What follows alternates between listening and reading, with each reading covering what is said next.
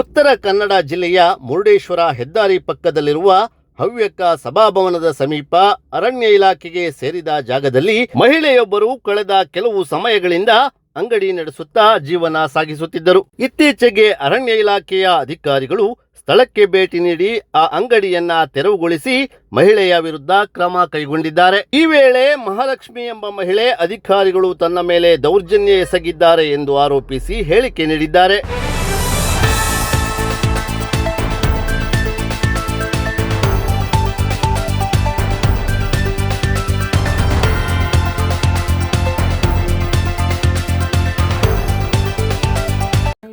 ಮಹಾಲಕ್ಷ್ಮಿ ಮಹಾಬಲೇಶ್ವರ ನಾಯ್ಕ, ಬಸ್ತಿ ಮಕ್ಕಿ ನೀರ್ಗದ್ದೆ. ನನ್ನ ಜೀವನ ಸಾಗಿಸಲು ನನ್ನ ಗಂಡಿಗೆ ಯಾವಾಗ ನೋಡ್ರು ಆರಾಮಿರುವುದಿಲ್ಲ ಸರ್. ಪದೇ ಪದೇ ಆರಾಮಿರುವುದಿಲ್ಲ. ನಾವು ಮಸ್ತ್ ಸಾಲ ಮಾಡ್ಕೊಂಡು ಅವ್ರೆ ನನಗೆ. ಆದರೆ ನನ್ನ ಮಕ್ಕಳು ಸಣ್ಣ ಸಣ್ಣವರು. ನಮ್ಗೆ ಸಾಲದು ಭಾರಿ ಜಾಸ್ತಿ ಒತ್ತಡ ಏರೋಕ್ಕಾಗಿ ದೇವರಲ್ಲೆಲ್ಲ ಒಂದು ಪ್ರಸಾದ ಕೇಳಿ ನಾನು ಅಲ್ಲಿ ಸಭಾಭವನ ಕಲೆ ಹಿಂದೆ ಒಟ್ಟು ಬಸ್ ಸ್ಟ್ಯಾಂಡ್ ಹಿಂದೆ ಒಂದು ಅಂಗಡಿ ಮಾಡಿದ್ದೆ. ಅಂಗಡಿ ಮಾಡಿದವಾಗೂ ಸಹಿತ ನನಗೆ ನಮ್ಮ ಊರಾಗೆಲ್ಲ ಸಪೋರ್ಟ್ ಮಾಡಿರು. ನನಗೆ ಅಂಗಡಿ ಮಾಡಿದವಾಗ ಈಶ್ವರ ಸಭಾಭವನ ಕಲ್ಯಾಣ ಮಂಟಪ ಹತ್ರ ಸರ ನಾನು ಅಂಗಡಿ ಮಾಡ್ಕೊಂಡಿದ್ದೆ. ಅಂಗಡಿ ಮಾಡಿ ನಾನು 1 ವರ್ಷದ 9 ತಿಂಗಳಾಯ್ತು ಸರ. 9 ತಿಂಗಳಲ್ಲಿ ಸರ ನಾನು ಈ ಒಂದು 4 ತಿಂಗಳ ನೆಮ್ಮದಿಯಾಗಿದ್ದೆ ನನ್ನ ಅಂಗಡಿಯಲ್ಲಿ. ನನಗೆ ಹಿಡ್ದು ಹೊಡೆದು ಮಾಡಿ ನನ್ನ ಬಾವಿ ತೆಗ್ದಿದ್ದೆ ಒಂದು ಸಣ್ಣತ್ತು, ಅದನ್ನು ಮುಚ್ಚಾಕಿದ್ರು. ಕಡೆಗೆ ನಾನು ಹೊಲಿಗೆ ಮಿಷಿನ್ ತಕ್ಕಲ್ಲಿ ಇಟ್ಕೊಂಡಿದ್ದೆ, ಬಟ್ಟೆ ಹೊಲಿತಿದ್ದೆ, ಚಹಾ ತಿಂಡಿ ಮಾಡ್ತಿದ್ದೆ, ಸ್ವಲ್ಪ ಊಟನೂ ಇಟ್ಕೊಂಡಿದ್ದೆ ಸರ. ಅದನ್ನು ಒಳ್ಳೆ ವ್ಯಾಪಾರ ಎಲ್ಲ ಆಯ್ತಿತ್ತು ಸರ್. ಅವಾಗ ಫಾರೆಸ್ಟರು ಮೊನ್ನೆ ಸದ್ಯದಲ್ಲಿ 18ನೇ ತಾರೀಕು ದಿವಸ ಒಂದ್ಸಲ ಫಾರೆಸ್ಟರು ಬಂದಿದ್ರು ಸರ್. ಅವಾಗ ಅವರು ಅದು ಕಂಬಿ ಅಂತ ಕಟ್ಟಿದೆ ಕೇಳಿದ್ರು. ನಾನೀಗ ಮಳೆಗಾಲ ಮಳೆ ಬೀಳ್ತದೆ, ಕೊಚ್ಚಿಕ್ಕಿ ಅನ್ನೋ ಒಲಿ ಬೆಂಕಿ ಒಟ್ಟು ಕಾಯ್ತಿಲ್ಲ, ನೀರು ಬೀಳ್ತದೆ, ಅದಕ್ಕಾಗಿ ಇವ್ರು ಸಣ್ಣ ತಾಡ್ಪತ್ರ ಹಾಕೋಣ ಅಷ್ಟೇ, ಮತ್ತೆಂತದಲ್ಲ ಅಂತ ಕಿತ್ತಿ ಬಿಸಾಕಿಕ ಹೋಗಿದ್ರು ಅವರು. ಮತ್ತೆ ನಾನು ಮತ್ತೆ ಅದೇ ದಿವಸ ಸಿಕ್ಕಾಪಟ್ಟೆ ಮಳೆ ಗಾಳಿ ಜೋರು ಎಲ್ಲ ಬಂತು ಸರ್. ನೀರೆಲ್ಲ ತುಂಬಿಕೊಂಡು ಬಂತು. ನಾನು ಆವಾಗ ಇತ್ಲ ಸೈಡ್ ಇದ್ದಂತು ನನ್ನ ಬಾವಿಯಲ್ಲಿ ಮುಚ್ಚಾಕಿರ್ಕೊಂಡು ಆ ಮಣ್ಣು ತೆಗಿಲಿಲ್ಲ. ಅತ್ಲ ಸೈಡ್ ಮಣ್ಣು ತಾಗದಿ ಸ್ವಲ್ಪ ಒಂದು 10 ಮುಂಟಿ ಮಣ್ಣು ತಾಗದಿ ಆ ಒಲೆ ಬುಡ್ದಾಗ ಹಾಕಿ ಅಲ್ಲಿ ಒಂದು ತಾಡ್ಪತ್ರ ಸ್ವಲ್ಪ ಮರಿ ಮಾಡ್ಕೊಂಡು ಅಲ್ಲಿ ಬೆಂಕಿ ಹೊಟ್ಟೆ ಅನ್ನ ಮಾಡ್ತಿದ್ದೆ. ನಾನು ಮತ್ತೆ ಏನೂ ಮಾಡಿಲ್ಲ. ನನ್ನ ಗಾಳಿಗೆ ಸೀಟು ಎಲ್ಲ ಹಾರೋಗಿತ್ತು, ಗಾಳಿ ಹಾರೋಗಿತ್ತು ಅಥವಾ ಜನರ ಹಾಳು ಮಾಡಕ್ರು ಅದು ನನಗೆ ಗೊತ್ತಾಗ್ಲಿಲ್ಲ ಸರ್. ನಾನು ಅದಕ್ಕೆ ಒಂದು 5,000 ರೂಪಾಯಿ ಕೊಟ್ಟು ತಾಡ್ಪತ್ರ ದೊಡ್ಡ ತಗೊಬಂದು ಅಲ್ಲಿಂದ ಇಲ್ಲರಿಗೂ ಎಳೆದೆ. ತಾಡ್ಪತ್ರ ಎಳೆದನ್ನು ಕಂಡು ಇದು ಯಾವ ಫಾರೆಸ್ಟರ್ ಅಂತ ಹೇಳಿದ್ರೆ ಅವರು ಬಸವರಾಜ ಸಂಜೆ ಕಡೆಗೆ ಎಳೆದಂದು ನಾ ಮಣ್ಣು ಹಾಕಂದೆಲ್ಲ ಕಂಡನೆ. ರವಿ ಭಟ್ರ ಮನೆಗೆ ಹೋಗನಿಸಿದೆ ಡೈರೆಕ್ಟ್ ಆಗಿ. ಅವು ಅಲ್ಲಿ ಹೋಗಿ ದಿನಕ್ಕೊಂದ್ಸಲ ಮಧ್ಯಾಹ್ನ ಮನೆ ಸಂಜೆ ಮೇಲೆ ಹೋಯ್ತಾನೆ ಅವ್ರ ಮನೆಗೆ. ಅವರು ರವಿ ಭಟ್ರಿಕೆಗೆ ಅಲ್ಲದಿಲ್ಲದೆಲ್ಲ ಹೇಳುದು, ಮತ್ತೆ ಕೋಳಿ ಅಂಗಡಿ ಗಜನ ಗಣಪತಿ 4 ದಿವಸ ಆಯ್ತು. 4 ದಿವಸ ಆದ್ರ ಮೇಲೆ ನಾನು ಪೊಲೀಸ್ ಸ್ಟೇಷನ್ ಕಂಪ್ಲೇಂಟ್ ಕೊಡಕ್ ಹೋಗಿದ್ದೆ. ಅವಾಗ ಪೊಲೀಸರು ಅವಾಗ ಇದು ಪಿ ಸೇಬ್ರು ಇಲ್ಲ 2 ದಿವಸ ಬಿಟ್ಟು ಬನ್ನಿ ಅಮ್ಮ ಅಂತ ಹೇಳಿ ಕಳ್ಸಿದ್ರು. ಅವಾಗ ನಂಗೇನು ರಗ್ಲಿ ಮಾಡ್ಲಿಲ್ಲ. ನನ್ನ ತಕ್ಕ ಸುಮ್ಮನಾದ ಸರ. ನಾನು ಏನು ರಗ್ಲಿ ಮಾಡ್ಲಿಲ್ಲಲ್ಲ, ತಾಡ್ಪತ್ರನ ಹಾಕೊಂಡವ್ರು ಏನು ಮಾಡ್ಲಿಲ್ಲಲ್ಲ ಅಂತಕ ಸುಮ್ಮನಾದೆ. ನಾನು ಅವಾಗ ಅಡುಗೆಲ್ಲ ಮಾಡ್ತಿದ್ದೆ. ಒಂದೇ ಸತ್ತಿಗೆ 2-3 ಜೀಪ್ ಬಂದಿ ಸರ.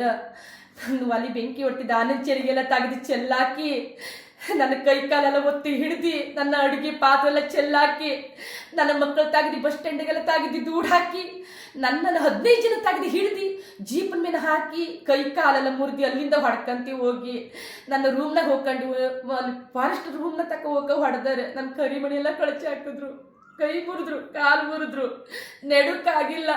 ಅವ್ರು ನನಗೆ ಬಲವಂತದಿಂದ ಸಹಿತ ಕಂಡರೆ. ನಿನ್ನ ಅಂಗಡಿನ ಮುರಿತೆ, ನಿನ್ನ ಒಪ್ಪಿಗೆ ಅದಂತ ನನಗೆ ಬಲವಂತದಿಂದ ಸಹಿತ ಕಂಡರೆ. ಸಹಿ ಹಾಕಿಲ್ಲ, ಅದಕ್ಕೆ ಗೊತ್ತಿಲ್ಲ. ನನ್ನ ಮಕ್ಕಳು ಕಾಡ್ಬೇಕಾಗಿತ್ತು ನಾನು, ಆದ್ರೂ ಸಹಿ ಹಾಕದೆ. ಕಡೆಗೆ ನನಗೆ ಮತ್ತೆ ಹಾಸ್ಪಿಟ್ಲಿಗೆ ಕರ್ಕೊಂಡು ಹೋದ್ರು. ಅಲ್ಲಿ ಕಾಲು ಸಿಕ್ಕಿರ್ತಿ ನಾನು ತೀಡ್ದೆ. ಆವಾಗ ಅವ್ರು ಎಕ್ಸೆಲ್ ತೆಗಿಬೇಕು ಅಂತ ಇವರು ಎಕ್ಸೆಲ್ ತೆಗೆದ್ಬೇಡ ಸರಿ ಅದಂತ ಹೇಳ್ತಾರೆ ಫಾರೆಸ್ಟರು. ಕಡೆ ಇಲ್ಲ ಎಕ್ಸೆಲ್ ಬೇಕು ಅಂತಕೊಳ್ಳಿ ಎಕ್ಸೆಲ್ ತೆಗೆದೆ. ನನಗೆ ಅವ್ರು ಅಡ್ಮಿಟ್ ಆಗ್ಬೇಕು ಅಂದ್ರು. ಅವರು ಡಾಕ್ಟರ್ಗೆ ಜಗಳ ಮಾಡ್ಕೊಂಡು ನನಗೆ ಕರ್ಕೊಂಡು ಬಂದ್ರು. ಮತ್ತೆ ಹೆಂಗಸರು ಮತ್ತೆ ಜೆಂಟ್ಸು 4 ಜನ ಅವ್ರೆ, ಫಾರೆಸ್ಟರ್ 4 ಜನ ಅವ್ರೆ. ಫಾರೆಸ್ಟ್ ಡಿಪಾರ್ಟ್ಮೆಂಟ್ ಅವರು ನನ್ನ ಕರ್ಕೊಂಡು ಹೋದ್ರು. ಕರ್ಕೊಂಡು ಹೋಗಿ ಮತ್ತೆ ವಾಪಸ್ ಅಲ್ಲಿ ಬಿಡ್ಲಿಲ್ಲ. ಮತ್ತೆ ವಾಪಸ್ ಅರಣ್ಯ ಇಲಾಖೆಗೆ ಕರ್ಕೊಂಡು ಹೋಗಿ ಅಲ್ಲಿ ಹೋಗಿ ನನಗೆ ಕಾಗದ ಪತ್ರ ಮೇಲೆ ಸಹಿ ತಕೊಂಡಾರೆ ನನ್ನ ಹತ್ರ. ನಿನ್ನ ಅಂಗಡಿ ಮೂರಕ್ಕೆ ನನ್ನ ಮಾಲೀಸ್ನ ಒಪ್ಪಿಗೆ ಅದಂತ ಸಹಿ ತಗೊಂಡು. ನಾನು ಒಪ್ಪಿಗಿಲ್ಲ. ನನ್ನ ಜೀವನದಲ್ಲಿ ಅದರಲ್ಲೇ ನಡೀತಿತ್ತು ಸರ. ನನ್ನ ಗಂಟೆಗೆ ಆರಾಮಿರುವುದಿಲ್ಲ. ನಮ್ಮ ಮೈ ತುಂಬ ಸಾಲ ಮಾಡ್ಕೊಂಡು ನನಗೆ ಯಾರು ನನಗೆ ಸಹಾಯ ಮಾಡ್ತಿಲ್ಲ. ಊರಿಗೆ ಯಾರಿಗೂ ನನ್ನ ಕಂಡ್ರೆ ಆಯ್ತಿಲ್ಲ. ಊರಿಗೆ ಎಲ್ಲರೂ ಒಂದು ಗುಂಪು ಮಾಡ್ಕೊಂಡು ನನ್ನ ಅಂಗಡಿ ಕಿತ್ತಾಕ್ಲೇಬೇಕು ಅಂತ ಉದ್ದೇಶಪೂರ್ವಕವಾಗಿ ನನ್ನ ಅಂಗಡಿ ಕಿತ್ತು ಬಿಸಾಕಿದ್ರು. ನಾನು ಮೊನ್ನೆ ಸದ್ಯದಲ್ಲಿ ನಾನು 1,88,000 ರೂಪಾಯಿ ಚಿನ್ನ ಇಟ್ಟು ನನ್ನ ಸರ ಇಟ್ಟು ದುಡ್ಡು ತಕ ಬಂದು ಇಟ್ಟಿದ್ದೆ ಅಂಗಡಿ ಒಳಗೆ. ಅಂಗಡಿ ಒಳಗೆ ಆ ದುಡ್ಡು ಇಲ್ಲ, ಆ ಚೀಟಿನೂ ಇಲ್ಲ, ನನ್ನ ಗಾಟಂಜಿ ಚಾವಿ ಮತ್ತೆ ನನ್ನ ಮಗಳದ್ದು ಒಂದು 2 ಕಿವಿ ಜೊತೆ ಎಲ್ಲ ಇತ್ತು, ಅದ್ರಾಗೆ ಕಾಲ್ ಗಿಜ್ಜಿ ಎಲ್ಲ ಇತ್ತು, ಯಾವ್ದಿಲ್ಲ Aadhaar card, voting card, PAN card ಎಲ್ಲ ಇತ್ತು ಸರ್. ಅದರಲ್ಲಿ ನನ್ನ ಸಾಕ್ಷಿ ಎಲ್ಲ ಇತ್ತು. ಎಲ್ಲ ಪೂರಾ ಸತ್ಯನಾಶ ಮಾಡ್ಕೊಂಡೆ, ಪೂರಾ ಎಲ್ಲ ತುಂಬ್ಕೋದ್ರೆ. ನಾನು ಧರ್ಮಸ್ಥಳ ಸಂಘದ ಸಾಲ ಮಾಡ್ಕೊಂಡಿ, ಸೋಲಾರ್ ಹಾಕೊಂಡಿದ್ದೆ, ಹೊಲಿಗೆ ಮಿಷಿನ್ ಟೇಲರ್ ನಾನು. ಅದರಿಗೂ ಮುರ್ಕ ತಕ್ಕ ಹೋಗಾರೆ. ನನಗೆ ಈಗ ಜೀವನ ಮಾಡಿ ಭಾರಿ ಕಷ್ಟ ಐತಿ. ಸಂಘಕ್ಕೆಲ್ಲ ಏನು ಮಾಡ್ಲಿ ಸರ್, ನಂಗೆ ಯಾರು ಸಹಾಯ ಮಾಡ್ತೇ ಇಲ್ಲ. ನನಗೆ ಹಿಡ್ಕ ಹೊಡೆದಾರ ರಾಜೇಶ ಶಂಕರ್, ನಂಗೆ ಹಿಡ್ಕ ಹೊಡೆದ್ರಂತೆ ಕೇಸ್ ಮಾಡಿದೆ. ತಡೀರಿ ಸರ್, ನಾ ಕೇಸ್ ಮಾಡದೆ 4 ದಿವಸ ಅದೇ ಕೋರ್ಟ್ಗೆ ಹೋಗಿ, ಅದು ಹೋದ್ರ ಮೇಲೆ ನೀವೇ ಮತ್ತೆ ಏನ್ ಮಾಡ್ತಾರೆ ಮಾಡ್ಲಿಕ್ಕೆ ತಡೀರಿ ಅಂತಂದ್ರು ಕೇಳ್ದೆಯ್ಯ. ನನಗಿಷ್ಟೆಲ್ಲ ಮಾಡ್ಬಿಟ್ರು. ಅರಣ್ಯ ಇಲಾಖೆಯವರು ದುಡ್ಡು ಕೊಟ್ರೆ ಏನ್ ಬೇಕಿದ್ರು ಮಾಡ್ತಾರೆ ಅನ್ನೋದು ನಂಗೆ ಈಗಲೇ ಪೂರ ಪ್ರೂವ್ ಗೊತ್ತಾದದ್ದು. ಆದ್ರೆ ಇಷ್ಟು ಕೆಟ್ಟವ್ರ ತರ ನಾನು ತಿಳ್ಕೊಳ್ಳಿಲ್ಲಾಗಿದೆ. ನನ್ನ ಕಾಕಿ ಬಟ್ಟಿ ನನ್ಗೆ ಯಾವಾಗೂ ನಾನು ಗೌರವ ಕೊಡ್ತಿದ್ದೆ, ಆದ್ರೆ ಅರಣ್ಯ ಇಲಾಖೆದವರು ನನಗೆ ಚಿತ್ರಹಿಂಸೆ ಮಾಡ್ಬಿಟ್ರು. ದೇವ್ರೇ, ನಾ ಯಾರ ಕೈಗೆ ಹೇಳಿ ನನ್ನ ಕಷ್ಟ. ದಾರಿ ಮೇಲೆ ಹಾಕ್ಬಿಟ್ರು ಎಲ್ಲರೂ ಸೇರಿ. ಹಿಡ್ಕೊಂಡು ಹೊಡೆದರಂತೆ ಪಾಪ. ಮಕ್ಕಳು ತಾಗಿದಿ ಕೈ ಮೊಬೈಲ್ ಎಲ್ಲ ಕಸ್ಕೊಂಡಿ, ಅದು 2 ಕೈಯಲ್ಲಿ ಒತ್ತಿ ಹಿಡ್ದಿ ಬಸ್ ಸ್ಟ್ಯಾಂಡ್ ಹಾಕಿ ದೂಡರಂತ. ಅವ್ರನ್ನ ಏನ್ ಮಾಡ್ರು ಅಂಗಡಿ ಒಳಗೆ ಹೋಗ್ಕೊಡ್ಲಿಲ್ಲ ಅಂತ ಸೊಗದಿ ಹರಗಾಕಾರ ಮಕ್ಕಳು ತಾಗದಿ. ನಾವ್ ಎಲ್ಲಿಗೆ ಹೋಗುದು ದೇವ್ರೆ. ಎಲ್ಲ ಇತ್ತು. ನಾ ಒಂದು 20-30 ದಿವಸ ತನಕ ನನ್ನ ಅಂಗಡಿಗೆ ಉಳಿದಿದ್ದೆ. ಹಾಗಾಗಿ ನನ್ನ ಅಂಗಡಿ ಉಳಿಸ್ಕೊಂಡಿದ್ದೆ ನಾನು. ಈಗ ನನ್ನ ಅಂಗಡಿನೇ ನಾಪತ್ತೆ ಹಗಲು ಹೊತ್ತಿಗೆ ಬಂದು ಹಾಳು ಹಗಲಲ್ಲಿ 10 ಗಿಟ್ಟಿ ಕೊಡು ಬಂದು ಇಷ್ಟೆಲ್ಲ ಕೆಲಸ ಮಾಡಿಬಿಟ್ರು. ನನಗೆ ಸಹಾಯಕ್ಕೆ ಯಾರೂ ಬಂದಿಲ್ಲ ದೇವ್ರೆ. ನನಗೆ ಹಿಂದೆ ಬಂದವಾಗ ನಿಂಗೆ ಅಂಗಡಿ ಬಿಟ್ಟು ಕೊಟ್ಟಾರಲ್ಲ ನಾವು, ಅದು ದೊಡ್ಡಲ್ಲ, ಮತ್ತೆಂತ ನೀನು ಓರಿಲ್ಲ ಇದು ಮಾಡ್ತಿದ್ದ. ಓರಿ ಎಂತ ಮಾಡ್ತಿಲ್ಲ ಸರ್, ನೀವು ಕಿತ್ತಾಕೋದ್ರೆ ಹಾಕಿ ನಂಗೆ ಬೇಜಾರಿಲ್ಲ. ಈಗ ತುರ್ತು ಮಟ್ಟಿಗೆ ಮಳೆ ಬರ್ತದಂತ ಒಂದು ತಾಡ್ಪತ್ರ ಹಾಕಿದಂತ ಹೇಳಿದ್ದೆ ನಾನು. ಅವ್ರು ಅಂಗಡಿ ಇಷ್ಟನೇ ಮಾಡ್ಕೊಂಡು ಇರುವಂತ ಹೇಳೋಗಿರು ಚಂದ್ರಿಕನ, ಅಷ್ಟನೇ ಮಾಡ್ಕೊಂಡಿದ್ದು. ಅದಕ್ಕೂ ಮುಂದೆ ಹೋಲಿಲ್ಲ ಹಿಂದೂ ಹೋಲಿಲ್ಲ. ಆದ್ರೂ ಉದ್ದೇಶ ಪೂರಕವಾಗಿ ಕಿತ್ತು ಬಿಸಾಕ್ಬಿಟ್ರು ದೇವ್ರೆ. ನಾನು ಈಗ ಎಲ್ಲಿಗೆ ಹೋಗ್ಲಿ? ಅವರು ನನ್ನ ಅಂಗಡಿಯೆಲ್ಲ ಕಿತ್ತು ಬಿಸಾಕಿದ್ರು.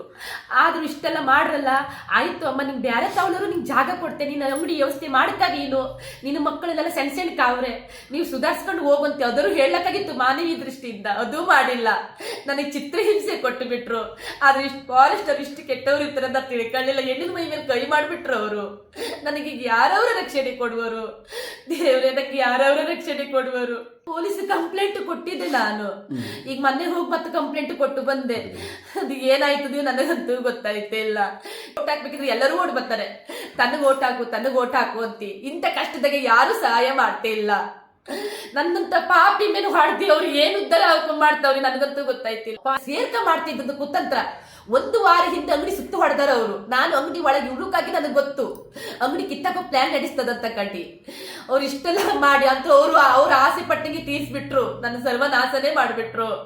6 ಲಕ್ಷ ಅಂಗಡಿಗೆ ಹಾಕಿದ್ದೆ ದೇವ್ರೆ. ನೀರ್ ಬಂದು ಬಾವಿ ಮುಚ್ಚಿದ್ರು. 6 ಲಕ್ಷ ಅಂಗಡಿಗೆ ಹಾಕಿದವರಿಗೂ ಕಿತ್ತು ಬಿಸಾಕಿದ್ರು. ನಾನೀಗ ಎಲ್ಲಿಗೆ ಹೋಗ್ಲಿ ಪರಮಾತ್ಮ? ನಾನೀಗ ಅದೇ ಜಾಗದಾಗೆ ಮನೆ ಮಾಡ್ಕೊಂಡು ಮನೆ ಮಾಡ್ಬೇಕು. ನನಗೆ ನೀವು ರಕ್ಷಣೆ ಕೊಡ್ಬೇಕು ಪರಮಾತ್ಮ. ನಂಗೆ ಯಾರು ಇಲ್ಲ ನಮ್ಮನೆ ಆಗೋಗದೆ.